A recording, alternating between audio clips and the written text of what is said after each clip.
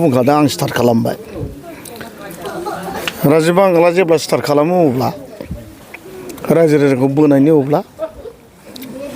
आरोबाव आं बनरगाव हिसाबै आं गुबुन समस्थिखौ बुङा बनरगाव हिसाबै आं लांदां खालामनो हायो बिपिएफआनो इउपिएफआनो बुं खिन्थु आं गोबां सम आं जिरायनानै थादोंमोन दा आं नुबाय जे बिपिएफ आरो इउपिएफआबो गोबां खामानि मावगासिनो दं अब्ला आं मालाय माथो जिरायनानै थानो आंबो जुदि पार्टिखौ चेन्ज खालामनानै जुदि आं बिजेपिआव हाबबाय जेब्ला आंबो गावनि देरहानाय सार्थ आंबोथ' खामानिखौ मावनांगोन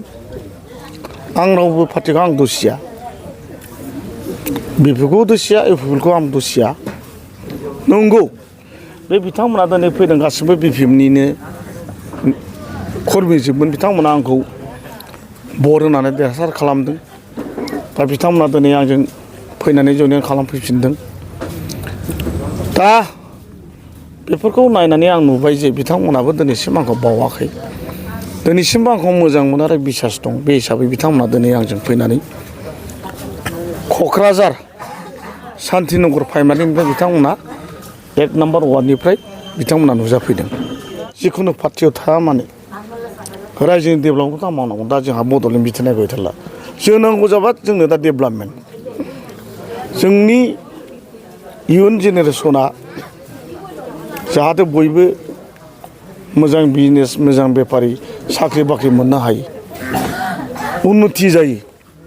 बे जिनिसखौसो जों दा नाजानांसिगौ मानो होनोब्ला जोंहा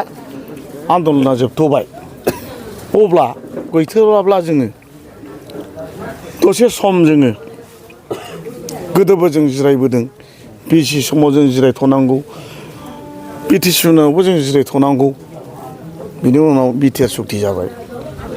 बिटिसिआबो जोंनि जिरायथ'नायसो नंगौना नङा आं बुंनो नाङामोन थेवब्लाबो आं बुंनो हारिनि खाथिराव मानसिफ्रा हारिनि खोथा बुंबाय थायो नालाय बिजेपिआव थानानै जों हारिखौ जोङो बासायनो हाया नामा दिनै बिस्वजित दैमारिया जि खामानिखौ जोंनि गोबां बर' जाथिया आसामाव रुपनाथ बर'निफ्राय मिनिस्टार एमएलए एमपि जाबोदों बे खामानि मावनो हायैखौ दिनै बिस्वजित दैमारि बिथाङा मावनानै देखायबाय अब्ला जोंखौ मानो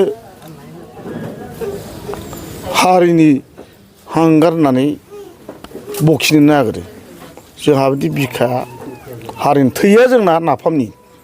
बर'निनो नंगौना नङा जेखौ आं बुंदों राजनितिनि बागै दिनै टाउननि मानसिफ्रा दिनै आंजों